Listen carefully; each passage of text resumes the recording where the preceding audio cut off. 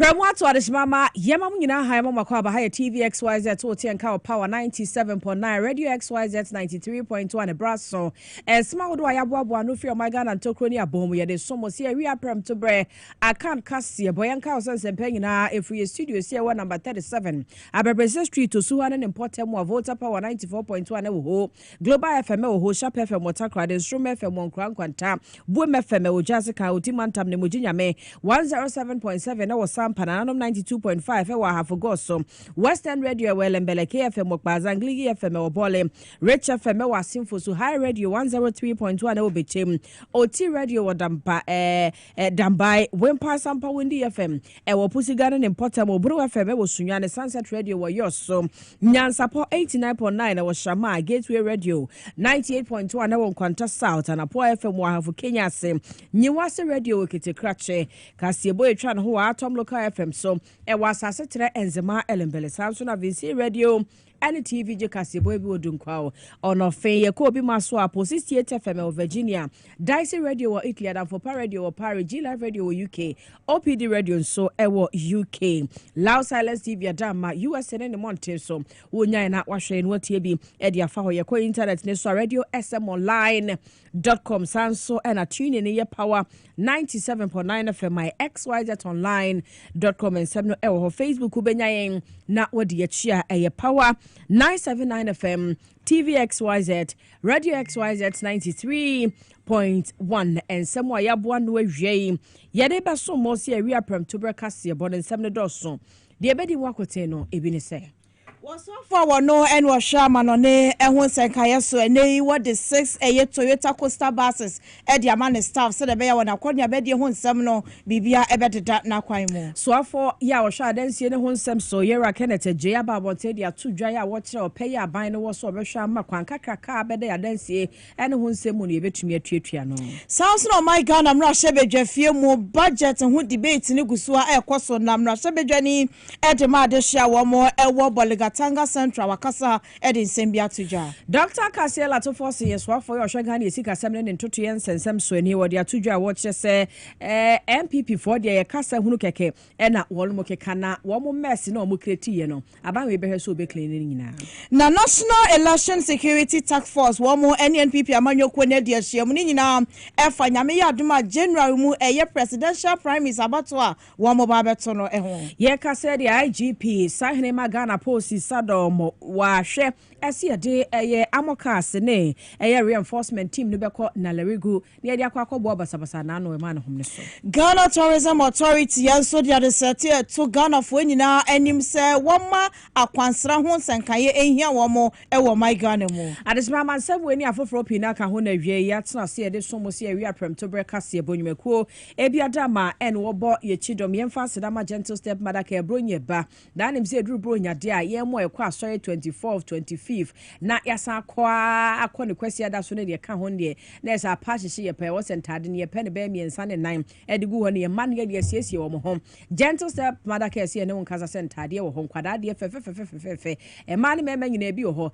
enti ene brain na onso ebeje odie wo mo enkwada tricycles bicycles wo ho afi baby called car seat bi enkwada ho bibia wo de bowra gentle step mother ka ho ye one stop shop into dru ho a bibi e fa nkwada ho bia no ebi ewo ho wo mo echa kwan ewo spinters wo bekpo gas furniture woni absa bank re di hwe ni mo bo ne da fom pa e ya frɛ wo mo 02442384 77 0244238477 and 0245-681-085 for gentle stepmother care. Ubenyano na wone no edinkita home mega cash lucky box wa ho say dey asese me mo dem super cash games ye ne XYZ ye dem tuma boano enti games we dey bro branya mu dey nyasem kitwa we ye eye bronya sika cha dey promotion na dey wo mu anie unya otenga na sidia na ode abo na obo awobo no na watwe bia mu ye 14,000 Ghana cedi ato a ye be chede ama obi obedie sanso ene ye de 120,000 ye de ato obronya mu nyina ye papa mu ni ato agum na obi anso nya ne chefa nti wo ho a wo twen de fa fo ne bom *426*5# *426*5# na network ni nyina so obo a na wadi prompt no so na wa behunu se puduo pa ena ubedi ka hye no so say terms and conditions yes say tie bia no e bata ho ex natural mineral water wo nso ka ho awie ya wo bo echidoma nsuo kroje ye wadwa masobronya ye benum nsuo ye to pro ye mo ye party birthday for any bronya party for be hia nsuo di asoma ho ye beba ye mfa ex natural mineral water nsuo we wunya no bia try be hwe ye si nsuo ni taste ba ex de wonu matim sampa aboju nsuo pa nka kansa achele kakra de aka ho na say yes nsuo no wanom no Welcome shops ahudo nyina mo kwa benya bia to ya frɛ 0596273546 0596273547 numbers no X4 number X natural mineral water simply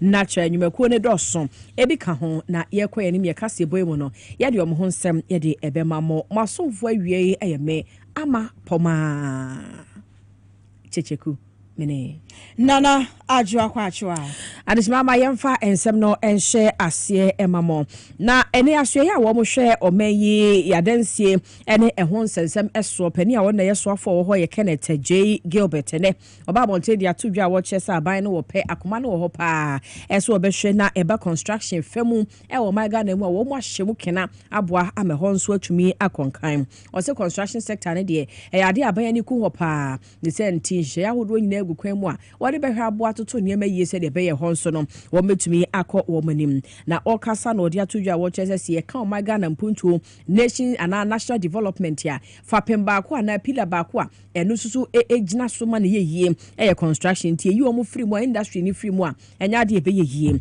yera Kenneth Ejey no odi nsemi tudwa e wo third Ghana construction industry excellence awards akoso nu anwumre e wo enkran ha se masoafo bebre na bepie mu ase empanimfo ye wo construction sector ne mu wo bebre no aso je twije tada wo mo ebepie mu e wo dwumadie no ase na e ho no odi atudwa wo chese aban ne bekoso ata wo machi no apia wo mo se de be wo dwumadie mu enema ebeko yie ne nkasa ye na chi no e na wo chese ne wo hwenkran ha ye wo ga manche wo ha na niso ade hunu ye se ye be ma onkran titiu aya kono na ye nika ne se nti odi atudwa wo chese ene sa wo hwe ensase ho mentime ho aso be hwe se langa ase for afi manso twe ene oborua ye kotwa manso a ye twe ensase ho nya semketwa oboa bi se de be ya asa ne ma ne nyina eto ebetwa na wodwumadie kro no ase no so afo a wo hwe yakwan ne akwantempon nsem so ye rakwa me agboja governs no wo hobi wono so begina mu be kasae e de ma ba chese ye yakwan a construction for so mo ka hobi enti wo mo de wo madwuma no etete ko ba bia so ye bia mu construction for hyembi na wono na so ye wo se so mo so hyembi eno nti wo ka e de atodwa wo chese aban be koso ani o mafa yonko partnership a emu edon kankan ne private sector no aban bekoso anu o mato kese ene o mafa yonko ye mudo se de be ya wo mo ebebo mayi ama baabi epesi edru wo mpuntu kwan so no yatimi edru ho na eno so atumi aboa e wo sa kwan no eso na oto aso no de atodwa wo chese se beko yi a na wo se private sector no so wo mo ho kwan na aban no wo munya sa nkitawodie ene nkonwasie na no baso sa ebetumi aboa sanse mi nyina wo mo de tudwa e wo third chamber of construction awards sa enra e course no ase what's up for the construction industry through infrastructure development, the big push agenda.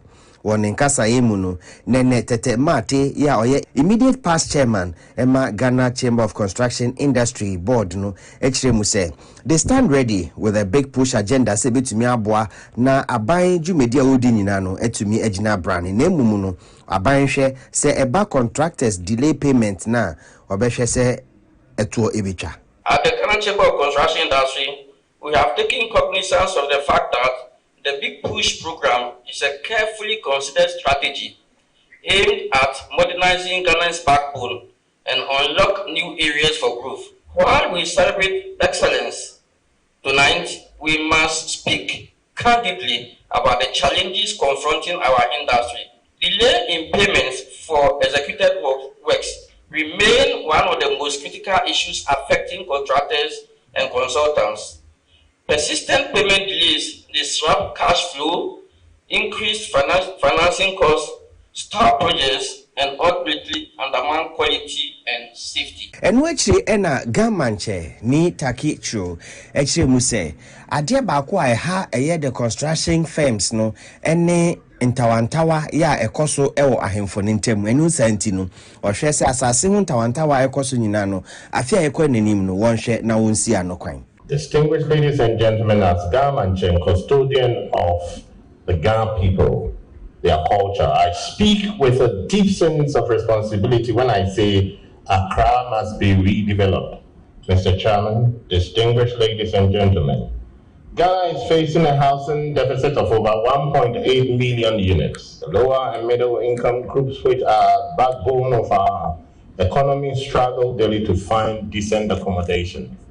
Governments must partner private developers in genuine public-private housing initiatives that are affordable, that are sustainable, well located and built to modern standards. Minister for Housing Kenneth Ejay ya ojina mampanyi anemu edi nanu disem to dwachire mu se aban beko so ahye se eye the construction industry no obetumi aboa no na aye krabehwe. The Big Push agenda, supported by the 24-hour economy vision, is a key part of the government's development strategy. Together, these initiatives represent a purposeful shift toward infrastructure-led growth, focused on creating jobs, encouraging private sector involvement, and systematically empowering Ghanaian businesses. The agenda is built on 3 interconnected pillars. Scale up to build a significant and impactful infrastructure that boosts national productivity. Continuity is essential for long-term planning, stable financing, and consistent policies. The 3rd Ghana Chamber of Construction Industry Awards no ebo nkrofo dodo na abaso efa jumedi awodi ewo the construction industry no emu. Collaboration is essential. Government alone cannot build the Ghana we desire. We need contractors to adhere to standards, consultants who innovate, engineers who solve problems, artisans who work as a ministry. We remain committed to enhancing transparency, efficiency, and accountability in the delivery of public infrastructure. We continue to strengthen monitoring systems, enforce quality assurance mechanisms, streamline procurement procedures, and ensure timely completion of projects. Abushanti we ensem ni biya ekọ so enra ewo se adwumadi na se wisdom hedejome ene bo ano a ode ebrey. Wasofo wono no hwama no ne ho nsam so eyenunyafo Samuel Okujeto Abrakwa ne no wakeka ne nsase edi 6 Toyota Coaster buses amane staff awomo any junior officers a womo eye adwuma e foreign affairs ministry wono se de beye na woni akonia bedie emu nsenkaye no bibia ebetimi adeda na akwa mu wasesa na moto ya wotuye eye nhyiamudi a wone ne staff any junior officers eye na womo de won consents eto nanim na transport ho nsenkaye edimo tinye pan and nam so amenei wakeka nensa say ede 2025 model eye Toyota Coaster buses ibi makomaku ensia chese eye 29 seats ena ewomu nanumu ena wode kokobo emu oden ema driver fo am wode sa ahyenkade eba be ye adwuma abo ma akonia be di foreign affairs ministry no edi mu ye no wotu wonfo se wonhwe na ahyensode ahodo a wo ya kwantempo so obedi so ye na wahwe ne friend say maintenance culture no wodi ka ni netimi ache asom adehia womo e foreign affairs ministry honom no eye na etimi aboa yentie Okujeto Abrakwa nsem ode etudwa. On my first day in office, I addressed staff at Edeba, and we had an interaction after my address. In that interaction, it was clear that staff, particularly the junior staff, were concerned about their mode of transport to work and from work, and that there was the need to acquire buses to facilitate their movement to work and from work. I did promise that I would ensure that in my first year in office, I deliver these buses so that our hard-working and dynamic staff will have this particular challenge that they face, the challenge of going through considerable stress. We all know that even in recent times, there has been public discussion about our public transport system, how we need to fix that. The ordeal that workers go through in the morning and after work at rush hour to get back home and to prepare for the next day's work. I am delighted that we in the Foreign Ministry have been able to provide these buses to lift that burden, to ease the stress that our colleagues were going through when they have to commute to work. Na chesenya ekotie ye yosofo na hwama ne ehon senka yeso no nyamfo Samuel Okujeto Abrakwadode nsemwe atuja. Yento aso na yenko yenim eno omaga na mra se bedwa na wo motena ase ya na ensem bia begu wo mapono so wo motu ne se eni abasa enam so bi ma Dr. Kasiebo to force wona ye ga na ye photo samfo osanso ye mra se bedwa ni ma ade hye wo adwuma ko enya ne sim abato mpeso aso na akwanya ba ya ogina paso ya wo kasa mra se bedwa fie no odi atu dwa se MPP fo de wo mo so de na wo ma yo mo sa so mo bo abachi ena bibie ni anu wo ma ye ho press conference ke kansam ni ade ade na so wo hwe e ka wo mo boto akire ansa no mo gya ho akwa enye kaketwa wo ma se wo mo ho papa ene wo mo gya hokọ enso kasa nkoa ena eye won mo de wo my Ghana mu anya ni yesi o ye kasa anya ni ase o ye kasa nenso na nyina mo no wonu akwa so afo hwe o mai si kasam ene ne ntoto ye so na mampani John Dramani Mahama wani so ade hunu se obebo ma Ghana fo asesem akoyinte saa mess ne kanu a MPP fo akreti dia to won mehwe se saa kan nyina no won be yidi afri ho na boama o my Ghana yatimi ade ho e wo kamu na yatimi akoye ne mu so ewo mpunto ene nkankro emunsemi mrahye bedwafie ena Dr. Kasiebo to forcing or the tuja.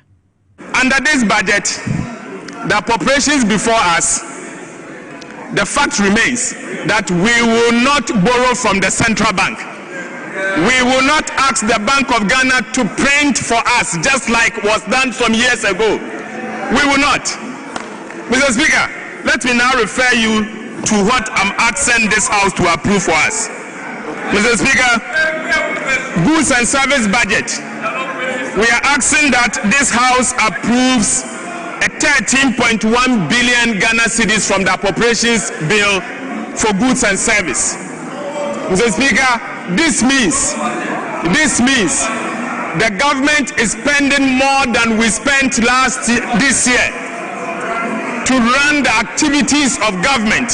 Mr. Speaker, aside that, our colleagues opposite, when they were in office, they left us gargantuan debt, a debt that has been restructured to the extent that, Mr. Speaker, on the 3rd of January 2026, government of Ghana will have to service the euro bond that they paid, an amount the euro bond that they borrowed, Mr. Speaker. An amount of $710 million is due for us to service. This budget is going to pay that. Mr. Speaker, let me also say, and that is 3rd of January 2026. Mr. Speaker, we are going to pay the debt you left behind. That is what this appropriation bill is taking to do. Mr. Speaker, let me refer you. Under interest payment, the 57.7 billion Ghana cedis we have projected to spend we are going to use this to service the debt they left behind. Mr. Speaker, in fact, this would have been more if this government has not put in place prudent debt management strategies. So, Mr. Speaker, we are only cleaning up. This budget is only going to clean up, and we will continue to clean up, and we will spend the 57.7 billion Ghana cedis to service the debt that will fall due. Ushawe Dr. Kasiebo to force one year so for Ghana yesika 7 and 2 years so enra 2026 budget statement approval hunkomodie bi and sorry ye nam so mo de sansem etuja.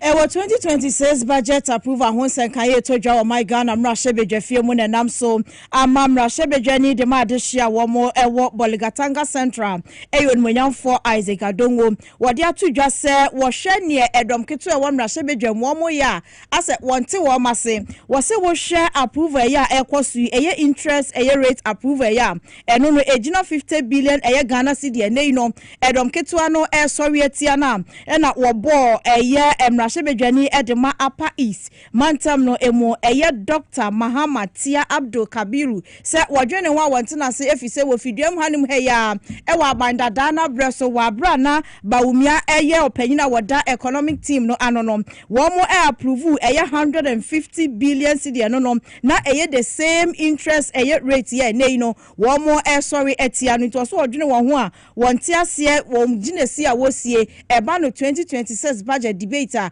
wo mo ye ewo my Ghana mrashebedwafie ma yento menyamfo Isaac Adongo ne sama wode etuja. In 2023, my colleague, then working in the office of the Vice President, the head of the Economic Management Team, came here and approved interest payment of 115 billion Ghana cedis. 115. Today he's crying over an interest of 50 billion. Is that not surprising to you? 115 billion was approved in this house for interest payment last year, just 2023. And yet these people are now surprised that interest payment that is 50% less is wrong. Mr. Speaker, what type of gendarme mathematics and finance is that? Mr. Speaker, Mr. Speaker, when you complain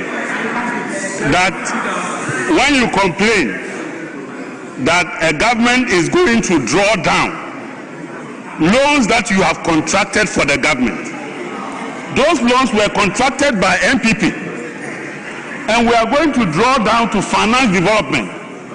He is not happy that the loans that he contracted, we are now drawing them down. Mr. Speaker, so what does he want to do with the loans? We should go and cancel them. So those loans that he's complaining about are loans that were contracted by the MPP government, for which we are drawing down. He should go and look at the financing in the budget. Those are project loans.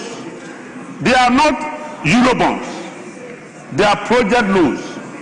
And if you contracted loans that are being drawn down, it is very surprising that you have an issue with it. Mr. Speaker, these were the descendants of the people who came here and were borrowing $3 billion a year in the Eurobond market.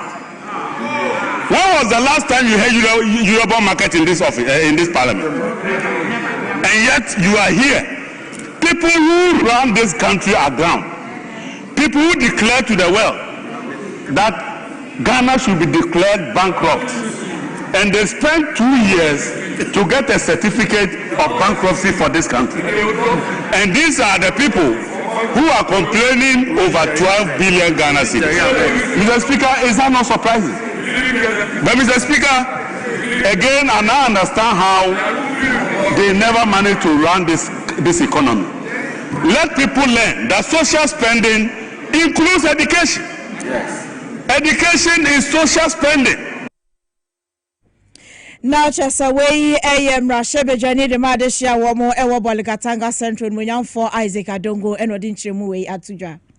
Yen free no so na yen consent for emo and African Lottery Authorities impeding for and omode atuja se hu be hia se be ka ba chi muni apekwan papa e be fa so a ye de hihye emu adin be gu akwan so enkanka e ba cyber security e wo ebibre mu afem ha se ye de be gu kwan mu naboa ama gaming industry no so wo manya hotoso enya bambo se oha bia ensi ache na director ya wo no na oda African Lottery Authorities no oba Ghana hanso a National Lotteries Authority wona ye pani a otua no chese ye power no so meye NL boss so apɛ na ALA enu Africa Lottery force so ya papa ye pɛ o se chairman bra betene mo na be hwetoto niema efa maye na ese ye power era Mohammed Abdul Salam say rama medi animu na nra ebibre mu mpanifo a wo nso tuatua lotteries ano wo mama hodo mu wo ba Ghana ha ye wo nyina ba be hia yi a wo be so adwe 2025 wo be hwe se ekosei na afi wo ma hwe wo manima ko 2026 ye wo betumi de egu akwan so ebeboa ho na era Abdul Salam ojina so odi tudwa wo chese cyber security and cyber threats ye bibia ha wo mu dwumadie pa enti bambo femo no ye hwe na ye ntimi ntete anu mfiri ho de a ebeboa mo adwuma na gina na ede enkankon so etumi aba na nsem ne be ya wo de tudwa wo ensentwofo nkita wodi a wo mu di ye wa bra wo mu hie mu wie ye kire no ye ntie bi as governing bodies of lotteries across Africa, the need for a common platform on which we share best practices and learn some of the governance protocols is significant. It is for which reason the African Lottery Association exists. Now we have the Director General for the LONASI, which is the Ivorian Lotteries Association, being the President of African Lottery Association. Myself, one of the Vice Chairs for the African Lottery Association. The event today was the occasion of a meeting of the board of the African Lotteries. We have come to look at our operations for the new year, 2026, and to review what we've been doing for the year 2025. That's the purpose for which this meeting has been organized. We've also taken on board some new members that have applied to join.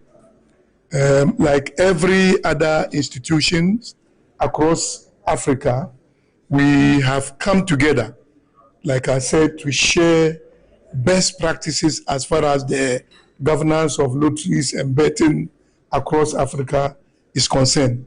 We are also associate members of European Lotteries and World Lotteries Association. The calendar events spelled out for these associations for the upcoming year have equally been discussed. As far as the 2026 year is concerned, the National Lottery Authority of Ghana have set up to bring about a lot of reforms.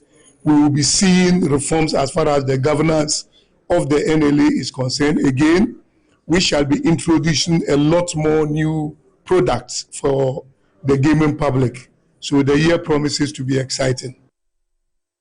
Ebusia we ye penimpa ya Africa Lottery Authority no wada omo ano onukroya na National Lotteries Authority so wada no Yera Mohammed Abdul Salam enetenenken.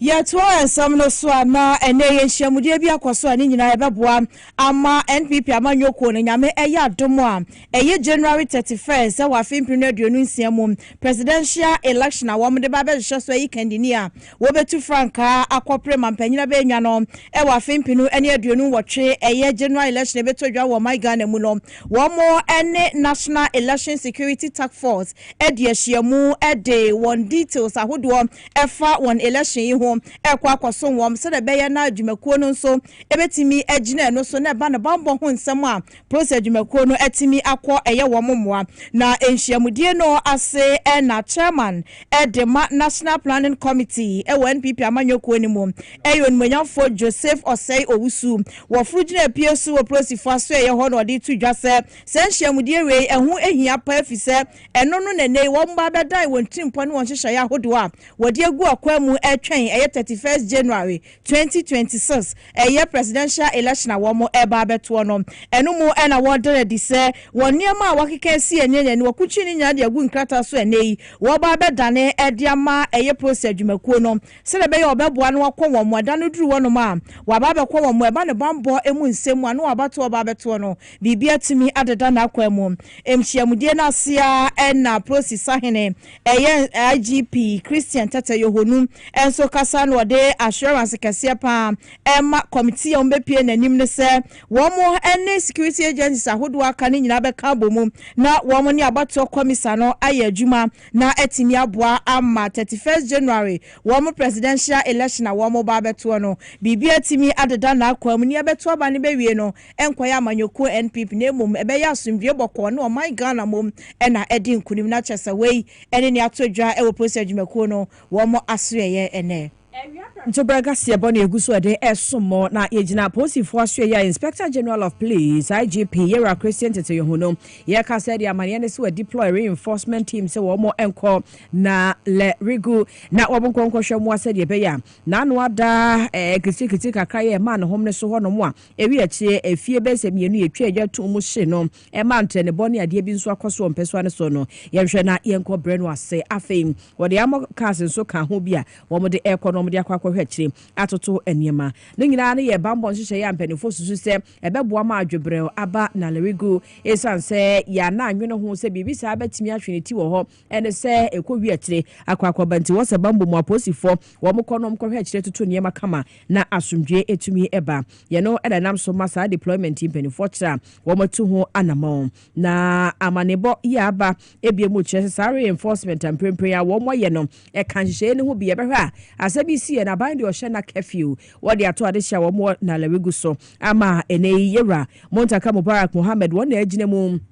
ya wahwa watoto saa eniema nti eno na aye nyina so ama eho akohia se sign de bambofo kɔ ne ekɔre so hye na curfew no ankasa no manfo ye wokro no so wo mudi so na afa hyehyɛ ye de agu kwan mu eno ye bambo de so wo mudi so pepepe se de be ya na no de si ye no ensa nkɔ pagya na ebi ensibie mu na empokra na bɛboa se kɔba se atwini ti a bambofo do so ho nti no wo betumi ahwɛ abrɛ no asie se de be ya ɔhaw no enye bebree na eno nso enkɔfa ensɛm afoforo emfa ema yɛnto ansɛm no so nkɔyɛnim Ghana Tourism Authority and they want to Ghana for you say yemfa bronya season ya ebe so na akwansra aso ya hodo wo my Ghana mu no ye de ani betire honom na yakwakɔhwe ani so ade efise ni nyina kan ho bi na boa ema o my Ghana ne nkyekye ne resetting agenda aban ne de asi nani so no bibia etimi adeda na kwamu na wo mo de sansem wei enyina atudwa wa bra na wo bie nationalism park ano efise na no wo tumu se de be ye no be man panyufo kwan na waye ensiesie ahodo honom so da be ye beboa na bia ye honom no aye fe na afofra wo mo nso ebeba honom ababehwe wani so ade no wonani atimi aka honom yie pa na dwumadie yi ase na deputy chief executive officer wono in charge of general service Mr. Ben Anani Insia and wadi to just say ye shebronya bosumi mu a eno nso kwanya kese ba ko my Ghana yetimi ede eboabo eto ahodo bebre o my Ghana mefi se afoforo ne ahoho fra chichiri ene benche bepiem wo my Ghana hanum sei eba yakwansra aso ye ahodo ni bi ebehwe wonani so ade esua ade edifiri mu am ni nyina eboa mo man ne boabo esika no ema yesika sem ho ntotoye wo my Ghana mu no etimi edi emu eyie no entina ho behia sa ahoho mpo afra monone ene chichiri eba abehwe akwansra ahodo wo my Ghana mu na yentimemu fo yete hanum sei no ewosa yenso ye de ehunji mu sade beye ne beboa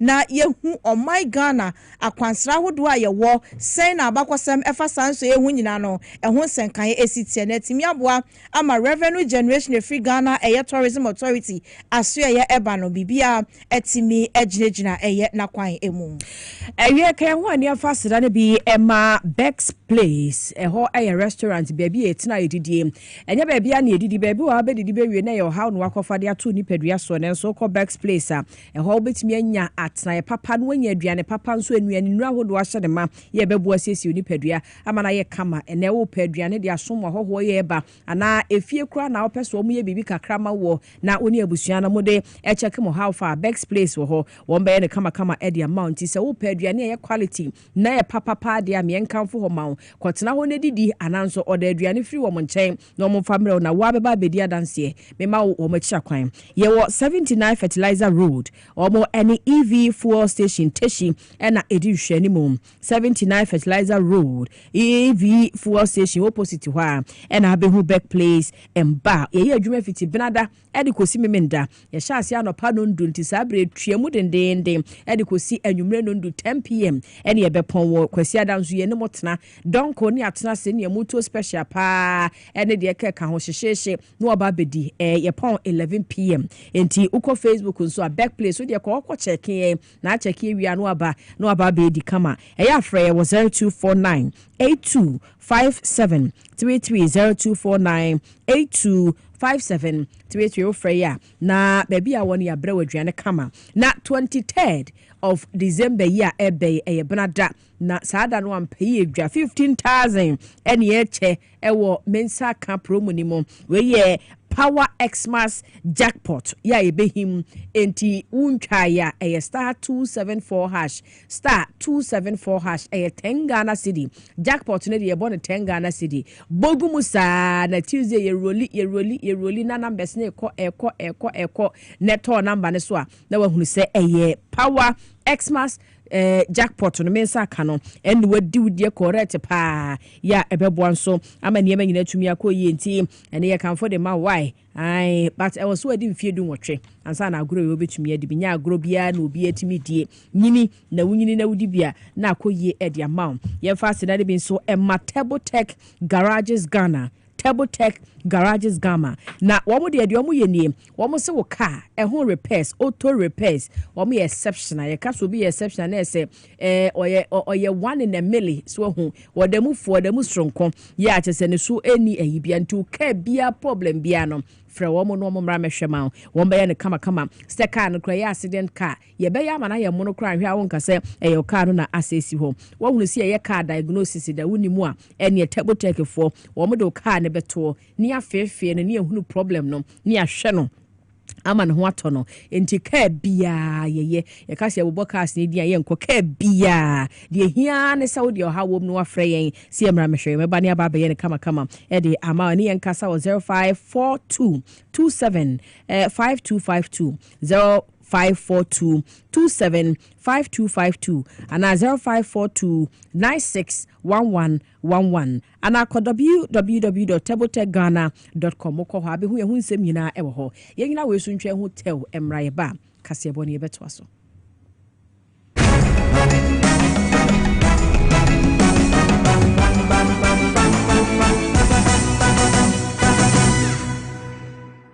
na ede na aya obayi a oda forma so ne yafunu emunum ni oh Mr. Entry also yare ya tete be ben fie pi nanso ne yam nyono da se me kire onu ahodo amato a me hunu hwe ya ebe ya nwanwa menyi ni se what ulcer tamfo hexa capsules any hexa mixture yanum bom kotia ulcer no bia ma no anom anka ne ho ato no dadaada ulcer dro de eno any hexa capsules any hexa mixture akom ni nchiremu ulcer ye kura eto yafunu ene ensunumu etuma wo yafunu ekeka wa wogire ho a enyi ulcer etumi ema wo ye cheko ebra wadidi awie so how eye ulcer de a compare hexa capsules any hexa mixture nanum bom na ho ebeto pedudu atu a ko okanshi drug lane Kumasi Dani Herbal Takradi AA Mensa Anafre 02038228855 Apefo abatan a woma won mofra no fo ene mofra woni mfiedum ye no enka ho Hexa capsules ene ne mixture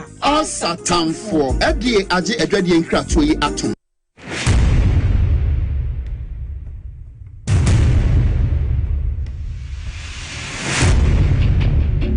Every human body mass should have at least 60% water for optimal performance in any physical or mental exercise. We can help you maintain it naturally.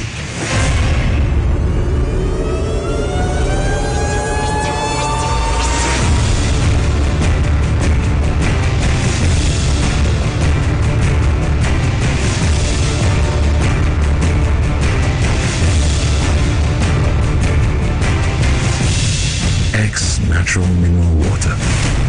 Simply natural. For bulk purchase, call 0596 273 546 or 0596 273 547. This advert is FDA approved. Hello, Ghana. Payday is here. Stand a chance to win instant cash prizes on Review Scratch for Win. Up to 100,000 Ghana cedis to be won today. Get ready to play Review Scratch for Win to win big on TV XYZ. Stop scrolling and start winning. It's simple. Dial *850*6# on all networks. Choose your card type and select your lucky card for a chance to win big. Play with at least 5 Ghana cedis or more. You could win up to 100,000 Ghana cedis in cash prize instantly. Yes, you heard right. 100,000 Ghana cedis in cash prizes. Don't miss out on the chance to win big. Dial *850*6# to play it now. Review Scratch for Win. Scratch it again. They discuss it now. You must be 18 years and above to play. Terms and conditions apply. This game is regulated and approved by the NMA and the Caritas Bank.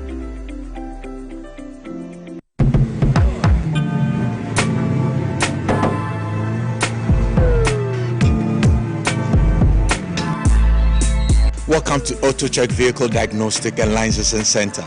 I hear my car can be checked here without going to Accra. Sure.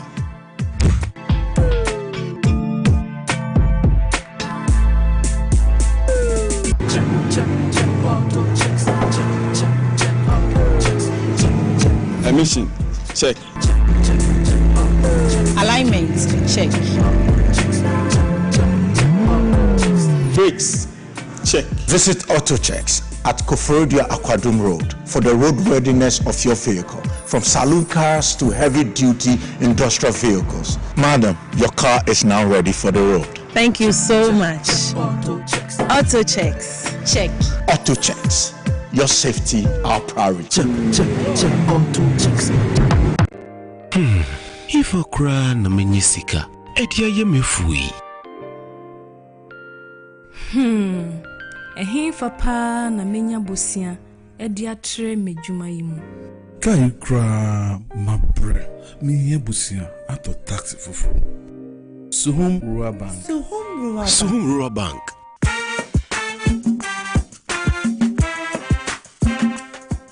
Yema kwa baba Suhum Rural Bank. Ye won hyehyɛ ahodo bi te sɛ dwadifo abosia, ekokro bosia, susu account. Ene da so wɔ hɔ savings account. Me bada chain savings account. Ene de akeka ho. Suhum Rural Bank was 03422919896. Na won so wetumi aka sɛ Suhum Rural Bank. Ama ene mayeka owner. Suhum Rural Bank. Enti me pa minie. Suhum Rural Bank, growing our heritage.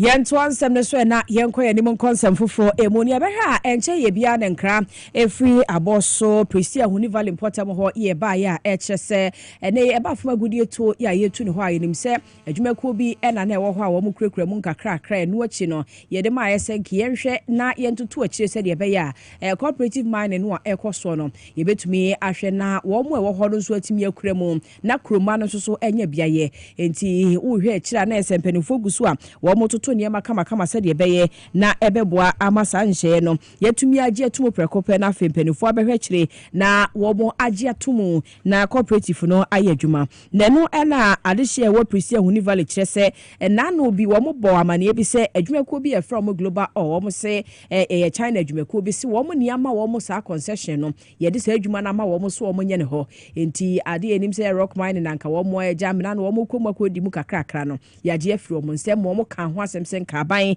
wonhwe no mra mu bi na ometu ho na mo emfa ema wo mo nkra kire se ade no asesese ntata ne guso a ya ekoso ewo eye empotem ho no mo a ehon se bakwa ebibie wona yenkwa homa so ne ne yewra eye delaguda eni enkomo chaman ewie ya da asesa wo ne ye kasa wo ye Kasiebo iso yo misumi date afisha paso afenko meto ya afisese na bibie ekoyie na yenya nkra se global offer no still no an baby anka mo feel say ye cooperative mining adwuma na mo ye no ho no wo mo se da bi wo mo ma mo kwa ma mo ni dwuma no asem no ni mu nchemu ankasa ne sei yo me da se mi aba asem ni mu nchemu ne se global offer no omo ye China for mo aba so mo si be ye friend mining na on be mining na abandon shaft na obi mo mining eja no hona this year yanso ye cooperative mining no wo mu kakra ma youth no omo nkeka wosro no anu bom na omo taataa na omo pese omo na hwenya youth no yaw nebunu no yaw po se past government na breso chairman na was no ohwe omo yedwuma mo bia ne ho to no na ba ne se na nde edu yan so aye na nkasa yan kofo pese kwan bi so no mo di tata yan nkola na ye di ye adwuma ma ho to aba se Prisia Huni Valley and the woman say Prisia Huni Valley se NDC we know Honorable Robert Wizokudo we know and kind of know we know NDC no we know President Mama ye bamba na say si obi we know si President Mama so who voter regional we know NDC na since I am here ya ba ya to ambaba ya no obi an ko obi ni office so mbo na nyina duma wo party so na nyina ya be hwe ni aye ni yie ama party no ni mo abanyu nyam because ba be ye ko na ba ni say na since ya na yan ko from person mo dan ye timan global offer omo go fa your friend is if what omo by public hearing ewa abosu na bompiaso na sa public hearing no ye ka ya youth ni sorry aye gina say ye twa public hearing omo ga omo tie public hearing before mo hwehwe na abosu edwuma no ye step say ye ma do mama ni mu ngu ase ye nim kwa ya fa so abosu bompiaso pisa hu ni value ye nim kwa ya fa so aye we win seat 2020 aya so maintaining Brian Brow, you name. Enti, the best player of my face, so Tia Jamaica. Oman and Bra, Christian Valley constituency. Now, 24 people, some to when see, only say Yamaho. Now, young so I don't know. As a chairman, I'm in Crawford or Honey, I young I'm a sign of Guasianumba, Yana or Yana Yaton. It's Guasianumba, I bet you can't and Sana come and paying. It's young, sorry. And send me by no. And send me by the money wakwanya ne ahwe ye mining ho nsem money o made nkomo e wo ho minerals commission omo ba last time omo invite and my acquire I say omo ni on beside you don't want me secretary na acquire on beside me church omo say day na here but still you keep on working omo boy punochi ya titi dia kosu na Adra, many omuba a friend the global off from paying for the Biamukomi office, some person with me better than I mean, we know more need to that here because we know more to that simple SMP also. Because yeah, and to know I'm my 3 and 7 okay. My party in the moon grassy. Yes, the mama, yes, the go to Jobu film, yes, president Ganseni, president open Mabu, open year, the president. Once open the bully, common deal. Okay. Because when you know your name, acquire your fast, your name, Brian Pay. Yo. You would be more Honuma. I bet I say, you don't know what if you are. But I say, you don't know if you are. Every day, I saw you talk to the man. I don't know party, which is, I want to say, you keep a party. If you are breath, yo. If you are better, let's come back to that situation. If any more Hamunia Kimia, I'm going to I got position I have bread. I feel remember to the home by high. Am I in Sasu position? Obviously, not person be here. You better turn the panel. Am I a kapawa? Okay, yo. Chama, yo. Mama, I better do the beer. I some by I said, yes, president. No friend. I some notice here. Okay. Okay. Minister also on friend. That's somebody here. Yes, right. Yo, Chama Renel, you better say, I mean, him so I came on penny, had ye, we can't send no a beco in Tisabri wate, or be to one of be any besabani and what was Uncle Monsieur Dasipa. I was your Chama Renel, de la Guda, or no, or call a year, Pristia Hunival important who are boss award honor, or no, your Chama, or what the mind is in your say, when you didn't come Eddie, Fanny, many be almost to say a cost or horse or tree by, I drink Eddie Esiso. Na, and let me any one casa says, oh, fear, Waka identity, FSC Casamden and Totri, who are Jumani ho, ya obey when ya better hope a baby do tia farm, a Juma could be poor in a Juma, na omo pay a finance officer. And our finance officer Mubia Echo into say bachelor's degree in accounting, banking, finance, economics, business administration, and na a Mubia keke kahwa and nesika sem ena enamwa. Wada manua apply. Na e was social and so say wamo pe obia or professional qualifications a hold on so eka home. Na ejumeko na wamo fendi pano a microfinance company limited the one cry ya microfinance company limited the one cry ha and at wamo efa wamo pobia or no beshe no be managing wamo sika sem financial operations no edia ma ejumeko ndi ama wamo beshe compliance sem any policies name e ho nkeka nyina no nti se wo sa eya baso abodi no ana certificate no a wo betumi dia se adwuma yi a wada ma ejumeko so hia pa nti wo betumi apply ewo eye send wo CV and afi eye wo kwado mo se resume and it will cover letter fako a trendupconsult@gmail.com trendupconsult@gmail.com and also obefre e was 0244 625609 0244 625609 obefre was so na mpanifo aka ho asem na wo mo aboawo na yenua bia yira nti wosie nyina yeboa na ye peno echa kwan Uma Tahiru house number otie ne yamfa ma na emo medie eno wo ne number wode ma posi for 050 7085 545 050 7085 545 na posi for se nanom ena oba womo ahweye ebebo amane ede che posi for se womo de hia womo ene ne wo ho ai bese anopa no nso anopa nim ho ena ches wo tea free o se ni nua panyin no ne elder brother ye friend Tahiru Kasim